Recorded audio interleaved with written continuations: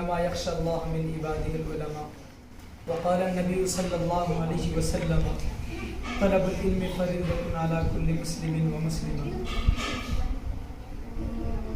دیکھیں ماشاءاللہ یہ چھوٹے چھوٹے بچے نے بہت اچھے انداز میں آپ لوگوں کے سامنے بہت ساری باتیں پیش کی ہے، بہت اہم باتیں جو کہ اسٹیج پہ آ کے بولنا بڑوں کی پیر تلے سے زمین کھسک جاتی ہے. بڑوں کی بڑے لیڈر کی ان کے پیر تلے سے زمین کھسک جاتی ہے. بولنا بہت مشکل ہوتا ہے، لیکن یہ ہمارے چھوٹے چھوٹے بچے، معصوم بچے، بہت چھوٹے، 3 سال کے، 4 سال کے، 5 سال کے، 10 سال کے، اس کے اندر کے ہی یہ سارے بچے اتنے اچھے انداز میں آپ لوگوں کے سامنے ہمت کے ساتھ، حوصلہ کے ساتھ بہت اچھی باتیں آپ لوگوں کے سامنے پیش کی ہیں. وہ باتیں پیش کی ہے، کوئی دنیا والی باتیں پیش نہیں کی ہے، بلکہ وہ باتیں پیش کی ہے جو نبی کریم صلی اللہ علیہ وسلم کی سنتیں ہیں، جو نبی کریم صلی اللہ علیہ وسلم کی حدیث پاک ہے، قرآن کریم کی آیات ہے. وہ ساری چیزیں آپ کے سامنے بچوں نے پیش کی ہے.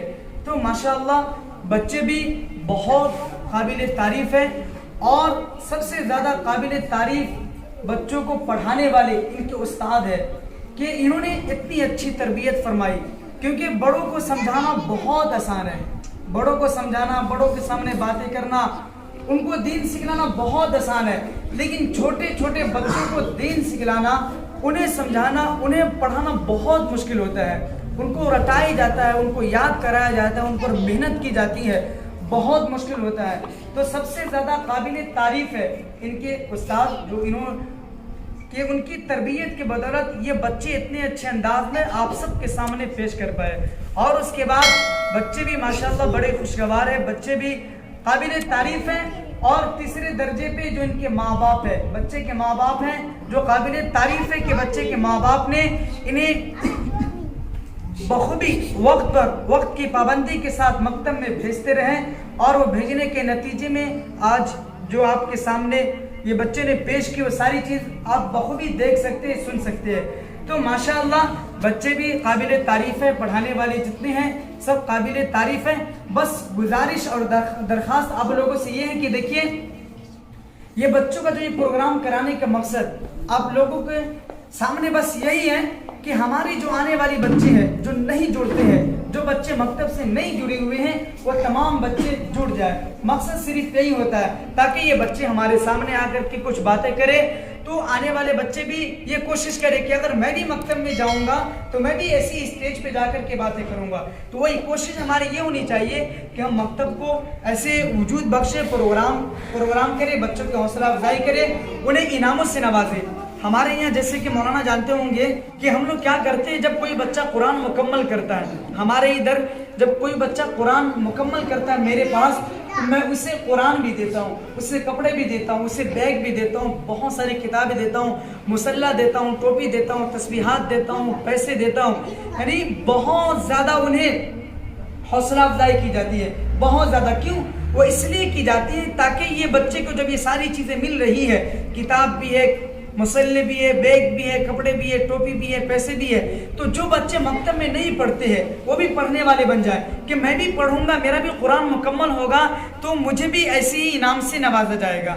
تو ہمارے یہاں یہ نظام ہے کہ کوئی بھی بچہ جب قرآن مکمل کرتا ہے تو سال میں ایک مرتبہ 15-20 بچے ہوتے ہیں، اور اس کے بعد اس کا پروگرام کیا جاتا ہے، اور باضابطہ طور پر سارے گاؤں والوں کے سامنے، سارے لوگوں کے سامنے اسی انعام سے نوازا جاتا ہے. تو اس کے بعد نتیجہ کیا نکلتا ہے کہ جو بچے مکتب سے نہیں جڑے ہوتے ہیں وہ بچے بھی مکتب میں آنے والے بن جاتے ہیں. ٹھیک ہے نا؟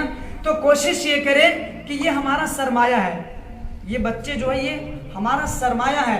اگر آج ہم ان پر محنت نہیں کریں گے، آج ان پر ہم محنت نہیں کریں گے، آج اگر ہم انہیں دین نہیں سکھلائیں گے، آج اگر ہم ان کو ایسے ماحول میں لا کر کے نہیں کھڑا کریں گے تو یہ کہاں کھڑے ہو جائے گا؟ نشیلی کے پاس. یہی بچے وقت بعد میں جا کر کے شرابی بنیں گے، زناکار بنیں گے، معاشرے کے سب سے غلط انسان بنیں گے. کیوں؟ اگر ہم اس کی اب بھی تربیت نہیں کریں گے تو یہی بڑے ہو کر کے خراب ہو جائیں گے. کیونکہ دیکھ لیجئے یہ بچے جو ہے نا ایک درخت کے مانند ہوتے ہیں. کس کے مانند ہوتے ہیں؟ درخت کے مانند ہوتے ہیں. یہ درخت جو ہوتا ہے اس کی ٹہنی کو شروع میں ہم جس طرف گھمائیں گے اس طرف ہی گھم جائیں گے. اگر بالفرض ادھر جا رہا اگر ہم اس کی ٹہنی کو اس طرف کریں گے تو اس طرف مڑ جائے گا. تو اسی یہ بچے ہیں ہمارے پاس جو یہ درخت کے مانند ہے. شروع میں اگر ہم اس کی تربیت کریں گے, شروع میں اگر ہم اسے جس طرف گھمانا چاہیں گے, جس ماحول میں ڈھالنا چاہیں گے یا اس ماحول میں ڈھل سکتا ہے. لیکن اگر یہی بڑے ہو جائے, بڑے ہونے کے بعد اگر ہم اس کی تربیت کریں گے تو جیسے درخت بڑے ہو جائیں گے, اس کی ٹہنی موٹی ہو جائے گی, اگر ہم اس کو گھمانا چاہیں گے تو گھومے گا نہیں, ٹوٹ تو جائے گا لیکن وہ گھومے گا نہیں. ایسے یہ بچے اگر بڑے ہونے کے بعد اگر ہم اس کی تربیت کریں گے تو یہ بچے بعد میں آنے والے ہاتھ نہیں ہیں, یہ بعد میں ہمارے ہاتھ نہیں لگنے والے ہیں. تو ہاتھ کبھی لگیں گے جب ہم اس کی شروع میں تربیت کریں گے. تو بس آپ لوگوں سے گزارش اور درخواست یہی ہے کہ یہ ہمارا بہت بڑا سرمایہ ہے. یہ جو بچے ہیں کل کے بڑے بنیں گے, کل ہو کر کے ہمارے گاؤں کے ذمہ دار بنیں گے, کل ہو کر کے ہمارے گاؤں کے سربراہی کریں گے, کل ہو کر کے ہمارے گاؤں کی تربیت کریں گے, اور کل ہو کر کے ساری ذمہ داری اس کے اوپر آئیں گے. اگر اس کی تربیت ہم نے اچھے سے کر دی ہے, اس کی تربیت ہم نے اچھے سے کر دی ہے تو یہ بھی آنے والے اپنے اولاد کی تربیت اچھے سے کریں گے, پورے گاؤں کو, سماج کو ایک اچھے رخ پر لے کر کے جائیں گے. اگر اس کی تربیت اچھی نہیں ہوگی, اس کی تربیت اگر اچھی نہیں ہوگی تو بعد میں جا کر کے یہی بچے شرابی اور زناکار, بدکار, معاشرے کے غلط انسان بنیں گے. اور یہ ہمارے اوپر ذمہ داری بھی ہے, یہ ماں باپ کے اوپر فرض ہے, ماں باپ کے اوپر فرض ہے. طلب العلم فریضۃ علی کل مسلم و مسلمہ. میں نے حدیث پڑھی ہے کہ علم دین کا حاصل کرنا ہر مسلمان مرد اور عورت پر فرض ہے. اتنا علم دین حاصل کرنا کہ ہم حرام اور حلال کو سمجھ سکے کہ اللہ تعالیٰ نے کس چیز کو حرام کہا ہے اور کس چیز کو حلال بتلایا ہے. اتنا علم حاصل کرنا مرد ہو عورت ہو تمام کے اوپر فرض ہے.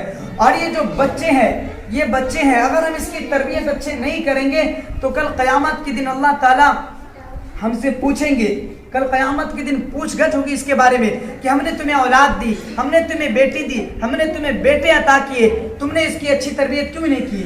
یہ پوچھ گچھ ہوگی. اگر یہ بچے بے نمازی ہوں گے تو اس کے بارے میں پوچھا جائے گا. تو یہی کوشش یہی کرے, کوشش کیا کرے کہ بچوں کو دینی ماحول دینا ہے. کیا دینا ہے؟ دینی ماحول دینا ہے. ایک واقعہ میں آپ کے سامنے سنانا چاہتا ہوں اور وہ واقعہ بتا کر کے میں اپنی بات ختم کر دوں گا کہ دیکھیں اپنے بچوں کو کیا کرے, عالم دین بنائے, اپنے بچے کو حافظ بنائے. کیا بنائے؟ حافظ بنائے, عالم بنائے. فائدہ کیا ہوگا؟ دنیا میں بھی فائدہ ہوگا. اگر آپ کے بچے حافظ ہے تو آپ کی بھی عزت ہوگی, سماج کی عزت ہوگی, اس حافظ قرآن کی بھی عزت ہوگی. آخرت میں بھی آپ اس حافظ کی بھی عزت ہوگی اور اس کے بعد اس کے ماں باپ کی بھی عزت کی جائے گی. ایک بادشاہ گزرا ہے اپنے ملک کا ہی, جہانگیر عالم شاہ جہاں عالمگیر, اس طرح کو بول کر کے کوئی نام ہے. یعنی میں بادشاہ کے نام میں کنفیوز ہوں. آپ یوں سمجھ لیجیے کہ اپنے بھارت کا ایک بادشاہ گزرا ہے, بھارت کا ایک بادشاہ گزرا ہے. جب بادشاہ کے بچوں نے حافظ قرآن ہو کر کے آیا, 2 بچے حافظ قرآن ہو کر کے آیا تو اس کے بادشاہ جو تھا وہ اپنے بیٹے سے کہا جاؤ دادا کے پاس جاؤ اور دادا کو جا کر کے سناؤ کہ ہم نے حافظ قرآن ہوا, ہم نے قرآن کو مکمل یاد کر لیا ہے. تو وہ بچہ دادا کے پاس آیا اور دادا سے کہا کہ میں حافظ قرآن ہو گیا ہوں, میں حافظ بن گیا ہوں. تو اس کے دادا اتنے خوش نہیں ہوئے, اس کے دادا خوش نہیں ہوئے کہ حافظ بنا ہے تو کیا اس میں مجھے کیا ہوگا, اس میں مجھے کیا فائدہ, اس میں میرا کیا فائدہ ہے. حافظ تم بنے ہو, تمہارا فائدہ تمہارے باپ کا فائدہ. کس کا فائدہ ہے؟ تمہارے باپ کا فائدہ ہے کہ کل قیامت کے دن سورج سے بھی زیادہ روشن تاج تیرے ماں باپ کے گلے میں ڈالا جائے گا, مجھے نہیں. کیوں؟ تو اس کا بچہ ہے, میرے بچے کا بچہ ہے تو تیرے ماں باپ کے گلے میں ڈالا جائے گا. کاش اگر میرا بچہ حافظ ہوتا تو مجھے خوشی ہوتی کہ کل قیامت کے دن میرے گلے میں بھی سورج سے زیادہ روشن تاج پہنایا جاتا, ڈالا جاتا. تو دادا اس کے خوش نہیں ہوتے. تو بچے آتے ہیں اور اپنے والد صاحب سے کہتے ہیں کہ دادا خوش نہیں ہوئے اور دادا نے کہا ہے کہ میرے بچے اگر حافظ بنتا تو مجھے خوشی ہوتی. تو اس کے بعد وہ بادشاہ بادشاہی کر رہا ہے, پورے ملک کی حکمرانی کر رہا ہے, لیکن 6 مہینے منظر سے غائب ہو کر کے مکمل قرآن کریم کو یاد کرتا ہے اور اس کے بعد 6 مہینے کے بعد اپنے باپ کے سامنے آتا ہے. منہ نہیں دکھاتے اپنے باپ کو. 6 مہینے کے بعد بادشاہ ہے, 6 مہینے قرآن کریم یاد کرتا ہے. اس کے بعد اپنے والد صاحب کے سامنے آ کر کے کھڑا ہوتا ہے اور اس کے بعد کہتا ہے کہ ابو میں بھی حافظ قرآن ہو گیا، تب اس کا دادا، اس کا جو باپ ہوتا ہے، اس کو خوشی سے گلے لگاتا ہے اور خوش ہوتا ہے۔ اب مجھے خوشی ہو رہی، کیوں؟ اب کل قیامت کے دن سورج سے بھی زیادہ روشن تاج میرے گلے میں بھی پہنایا جائے گا اور تمہارے گلے میں بھی پہنایا جائے گا۔ تو دراصل کہنا یہ ہے کہ دنیا میں بھی اس کا فائدہ ہوگا، آپ کی بھی عزت ہوگی، حافظ قرآن کی عزت ہوگی، کل قیامت کے دن بھی آپ کی بھی، آپ کے گلے میں جس کے بچے حافظ قرآن ہوں گے، عالم دین ہوں گے، اس کے ماں باپ کے گلے میں سورج سے بھی زیادہ روشن تاج پہنایا جائے گا۔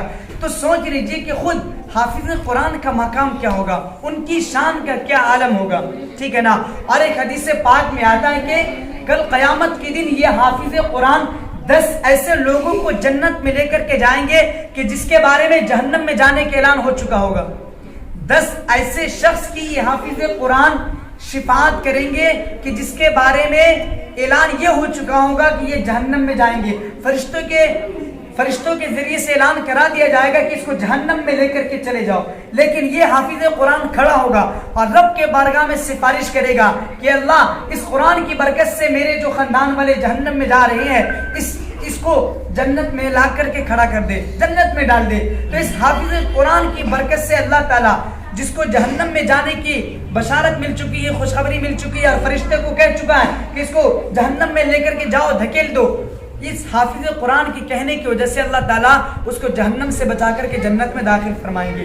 تو بڑا مقام ہے، بہت ضروری بات ہے، اور ہمارے جو سینٹر ہے علم کے اعتبار سے بہت زیادہ کمزور ہوتا چلتا جا رہا ہے، بہت زیادہ کمزور ہوتا جا رہا ہے۔ تو کوشش یہ کریں اپنے بچوں کو اس دینی ماحول میں کھڑا کریں، اس دینی ماحول اسے یہ ماحول دیں، انشاءاللہ یہ ماحول میں یہ بچے رہیں گے تو ہر لائن کے اعتبار سے آپ کی عزت ہوگی۔ یہ کوئی غلط کام کرنے کی کوشش نہیں کرے گا، کیوں؟ یہ کوشش یہ کرے گا کہ اگر میں کچھ غلط کروں گا تو میری ماں کی عزت جائے گی، میرے باپ کی عزت جائے گی، میرے خاندان والوں کی عزت جائے گی، اگر اس کو یہ ماحول ملے گا۔ لیکن اگر اس کو یہ ماحول نہیں ملے گا تو پھر یہ کیا کرے گا؟ آپ کی عزت، آپ کی بھی عزت کا کچرا کرے گا، غلط ماحول میں جائے گا۔ تو یہ جو بچے ہوتے ہیں، ماں باپ کی بھی عزت ہوتی ہے۔ کس کے ہوتے ہیں؟ ماں باپ کی بھی عزت ہوگا۔ اگر بچے کی عزت خراب ہے، بچے شراب پی رہے ہیں، تو اس میں ماں باپ کی بھی عزت جاتی ہے۔ کس کی عزت جاتی ہے؟ ماں باپ کی بھی عزت جاتی ہے۔ اگر کوئی بیٹی کسی کے ساتھ چلی جائے، کوئی جوان بیٹی کسی کے ساتھ چلی جائے تو اس کی بھی عزت جاتی ہے، اس کی ماں باپ کی بھی عزت جاتی ہے۔ ایسے اگر بچے ہمیں غلط راستے پہ چلا گیا تو بچے کی بھی عزت جائے گی، اس کی زندگی بھی جہنم ہوگی، ساتھ ساتھ خاندان والوں کی، ماں باپ کی، پورے گاؤں کی، پورے سماج کی عزت خراب ہوگی نا۔ تو کوشش کیا کرنا ہے ہمیں؟ کیا کرنا ہے؟ بچوں کو مکتب سے جوڑنا۔ جوڑیں گے انشاءاللہ؟ جوڑیں گے؟ سرکار نے بولنے پر پابندی نہیں لگائی ہے؟ نہیں لگائی ہے تو بول سکتے ہیں۔ تو مکتب میں بھیجیں گے انشاءاللہ، ماحول بنانا ہے انشاءاللہ۔ اور بچے لوگ، آپ لوگ آؤ گے نا؟ یہ ہمارے بچوں کو بھی دکھائے ذرا، کیمرہ مین ادھر بھی دکھائے۔ آپ لوگ ہیں نا؟ تیار ہیں نا؟ مرتے دم تک انشاءاللہ قرآن کریم حاصل کرتے رہیں گے، کریں گے نا انشاءاللہ؟ ادھر بھی دکھائے۔ آپ جہاں کہیں بھی رہیں گے قرآن پڑھیں گے، حدیث پڑھیں گے اور اس پر عمل کریں گے نا انشاءاللہ؟ ہاں کریں گے نا؟ زور سے بولو، کریں گے نا انشاءاللہ؟ چلیں، اللہ تعالی ہمیں آپ کو کہنے سننے سے زیادہ عمل کی توفیق عطا فرمائے۔